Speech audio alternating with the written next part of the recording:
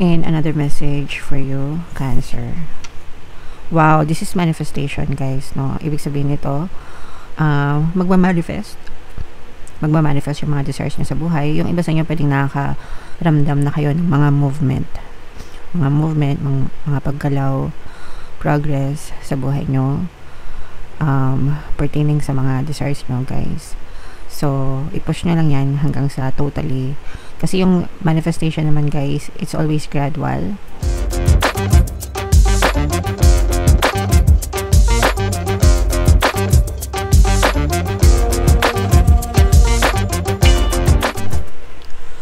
Hello guys, hello Cancer. Welcome back to Pinoy Pixie Tarot. Ang pamagat ng episode natin for tonight is messages from the universe para ngayong November to December para sa Cancer, Sun, Moon, Rising sign, and Venus.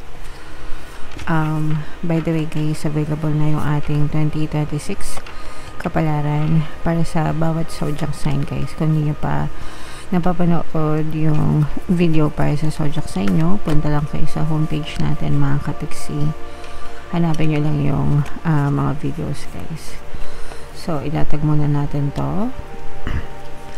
By the way, kung ano lang yung makaresonate sa inyo, take that message kasi hindi lahat ng mensahe ay mag-resonate sa inyo, guys. So, yung first message for you, Cancer. This is an air sign energy, mga kapiksi, Aquarius, Gemini, Libra. For some of you, maaaring may air element kayo sa inyong natal chart, guys. Or for some of you, maaaring may you may be dealing with an air sign. This is about planning, mga kapiksi, no? Yung iba sa inyo, nagsisimula na kayo magplano ng buhay nyo, mga kapiksi. Nagsisimula na kayo mag-analyze ng mga nangyari nitong buong taon ng 2025. And chine-check nyo kung yung iba sa inyo, chine-check nyo if na-achieve nyo ba yung mga goals nyo, yung mga dreams nyo. And you're also planning ahead para sa 2026, mga kapiksi. And this is true. I mean, siguro para sa akin kasi Cancer din ako and ito na yung ginagawa ko ngayon. So, sa mga naka-resonate na Cancer, comment down below. Ibig sabihin, parehas tayo mag-isip. But, yeah. So, definitely, guys, kung matagal na kayo sa channel natin, palagi kong in-encourage kayo na magplano para sa buhay nyo, para meron kayong gabay, parang meron kayong blueprint, mga kapiksi, para ma-monitor nyo yung progress ng buhay nyo, kung pasulong ba kayo or kung paatras, and kung nai-stuck kayo, diba? Or kung nagkakaroon ng magandang progress yung buhay nyo, mga kapiksi. And another message for you, Cancer. Ito, mga kapiksi, ibig sabihin nito for some of you, parang maraming nakikialam sa buhay mo. Maraming marites, guys. Maraming mga tao na nagsasabi sa'yo na ganito, ganyan, ganyan, ganyan. So, pwedeng may mga nagmamarites, pwedeng mga trying to influence you, ganyan. Syempre, at the end of the day, okay lang naman na makinig sa kanila, positive and negative, kahit ano pa yung sabihin nila, mga kapiksi, diba? Kasi we cannot please everybody, no? Palagi nyo tatandaan yan. Kahit anong gawin mo, maganda man or pangit man yung gawin mo, meron at meron masasabi yung ibang tao. Pero nasa sa inyo na yan kung magpapa-apekto kayo. Ang importante is kilala nyo naman yung sarili nyo, mga kapiksi. As long as wala kayong ginagawang masama, diba? Sa ibang tao, kibar lang, dead mo lang. Live for yourself, not for them, mga kapiksi. As long as masaya ka sa ginagawa mo, and like I said, basta wala kang inaapakan na ibang tao, guys, okay? Alright. Another, wow, grabe. So, ibig sabihin nito, guys, ito'y, ibig sabihin nito, guys, napakalawak ng mga resources sa buhay mo, and parang masyadong, ibig sabihin nito, guys, madali mong makuha yung mga resources na kailangan mo, yung mga pangangailangan mo sa buhay. Yun yung ibig sabihin ng resources. So, kung kailangan mo ng pera, madali ka lang magkapera. Kung kailangan mo ng tulong, madali ka makakuha ng tulong. Kung kailangan mo ng pag-ibig, maraming pag-ibig sa paligid mo. Yun yung ibig sabihin nito, guys. And usually, kapag ganito yung energy nyo, ibig sabihin wala kayo masyadong balakid sa buhay. You're always positive. And kung kabaligtaran naman yung na-experience mo, ibig sabihin lang nun, masyado kang negative Cancer kasi maraming balakid sa mga pangangailangan mo. Okay? So, baliktarin nyo lang yung energy nyo, guys. Imbis na magpaka-negative kayo, focus on being positive. Always, all the time. Practice it, guys. Sanayin nyo. Sanayin nyo yung sarili nyo sa pagiging positive hanggang sa tuluyang mawala. Ma-eliminate yung mga problema nyo sa buhay and maging kalmado lang kayo. Mapayapa sa inyong pamumuhay, mga kapiksi. Alright? Okay.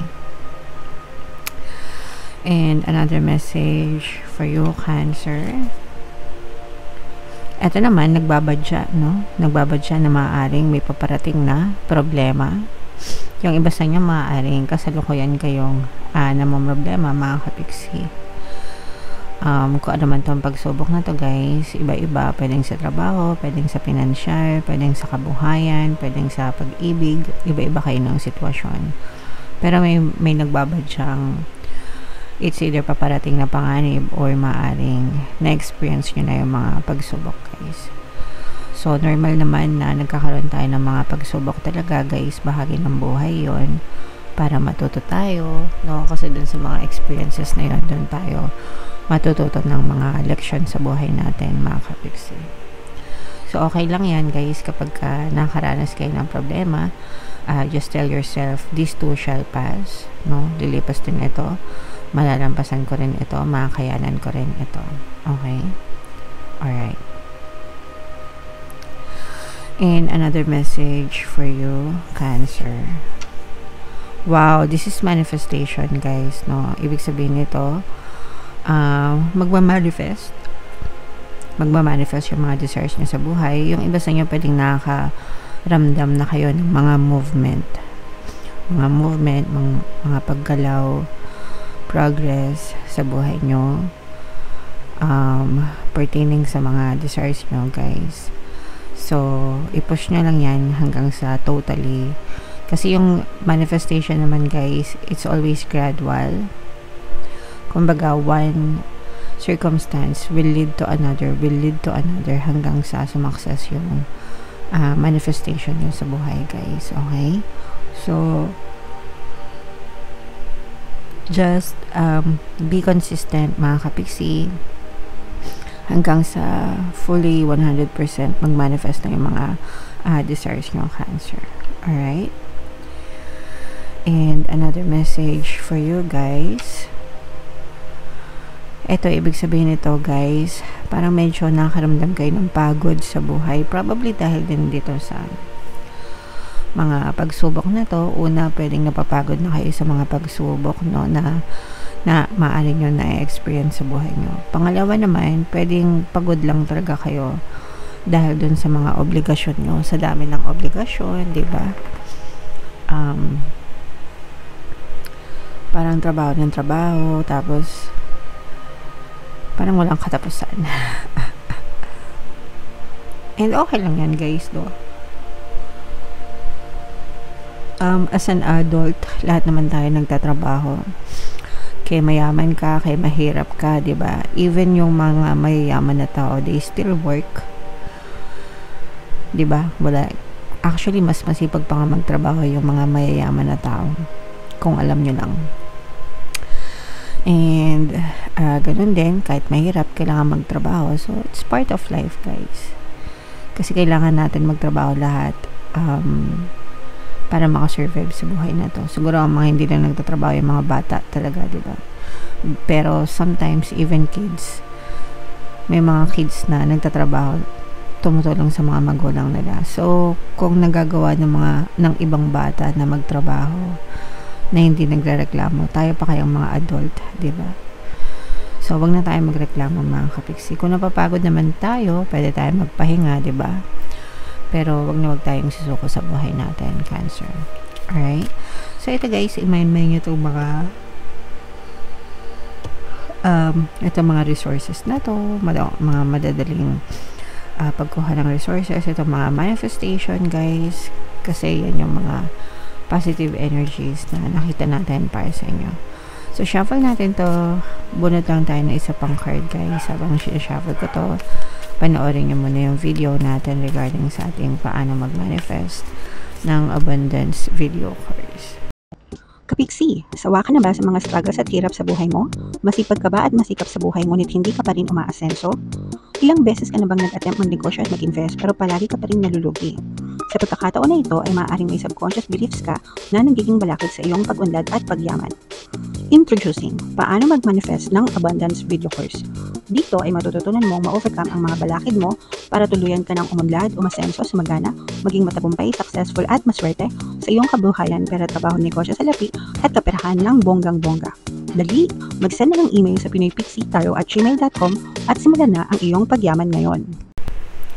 Alright, so sa lahat ng gusto mag-avail ng course, meron tayong paano mag-manifest ng abundance video course, paano mawala ang third party, at magkaroon ng harmonious na relationship, paano pabalikin si ex sa vice breakup. Sa mga interesado guys, mag-send lang kayo na email sa pinoypixitaro@gmail.com.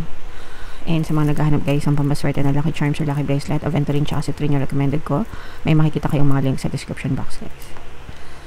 So, ang ganda ng additional message sa inyo guys, Star Mother. How can you mother yourself? Paano nyo aalagaan yung sarili nyo mga kapiksi? Okay?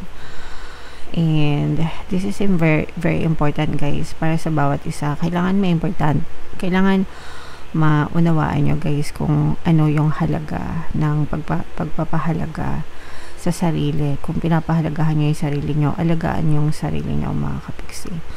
We cannot rely on other people when it comes to taking ourselves guys. Okay? It's nice to know na may nagmamahal sa atin, may nag-aalaga sa atin, di ba? Yung mga magulang natin, mga kapatid natin, kung meron kayong mga jowa or mga asawa or mga anak, di ba? But aside from the love and